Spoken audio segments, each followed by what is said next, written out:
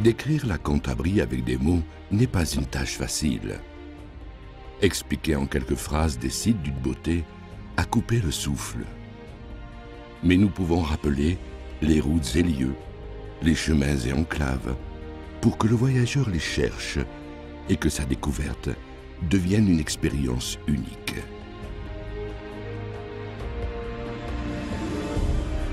Santander est la conséquence d'une baie fantastique.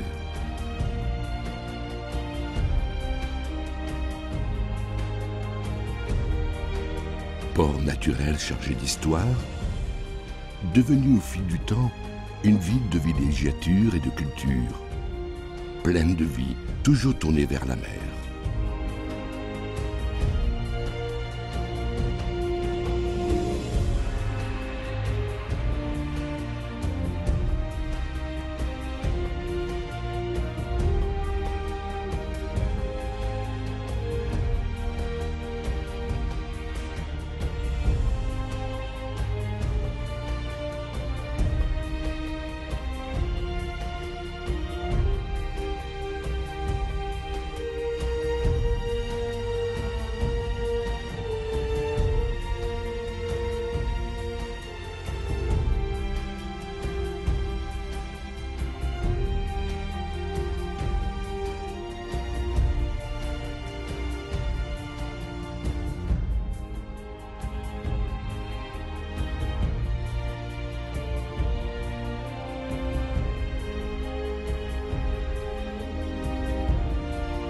Très près de Santander, sur la rive sud de la baie, se trouve le parc naturel de Cabárceno.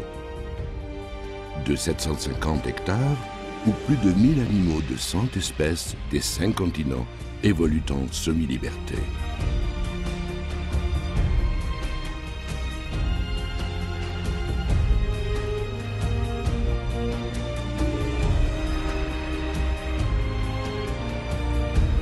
La Cantabrie est une terre de contraste.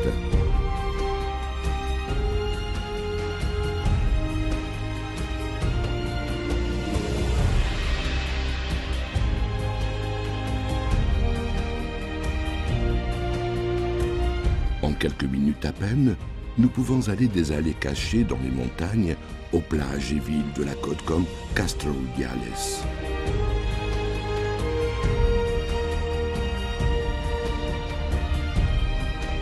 Les rivières de la Cantabrie, comme celle-ci, la rivière Assonne, sont courtes et de grand débit.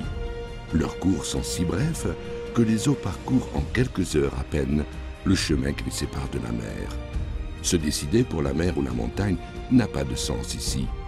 Les deux coïncident dans un même paysage.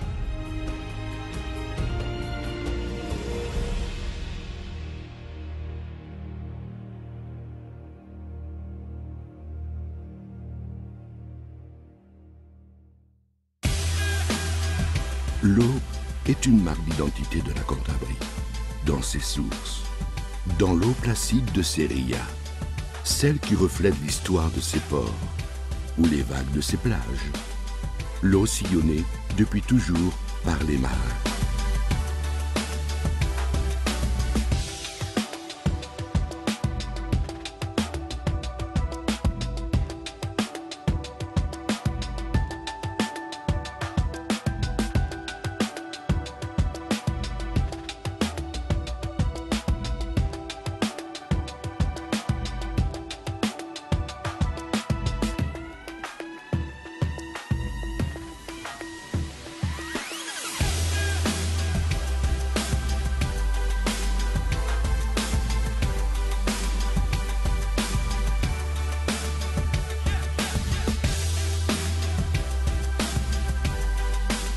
Vers l'ouest, au-delà de la Ria de Suances, la côte est moins escarpée.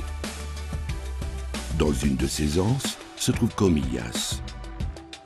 Au XIXe siècle, cette petite ville maritime devenait le siège de la cour en été et celui d'une université.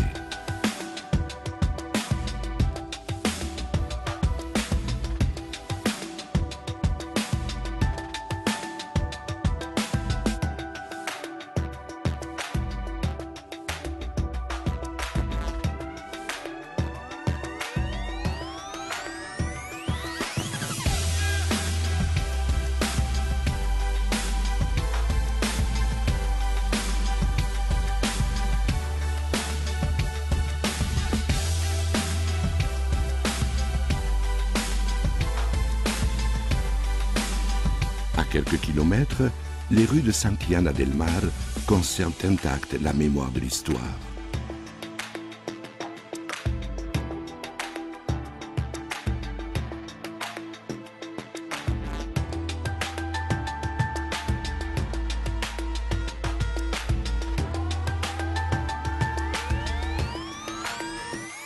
C'est là que se trouve le musée d'Altamira.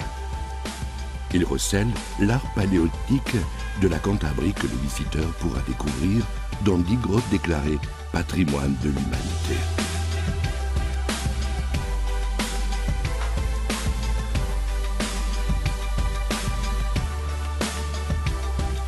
Plus loin, à l'ouest, se trouve San Vicente de la Barquera, la ville maritime la plus occidentale de la Cantabrie, proche des vallées du Saja et du Nansa.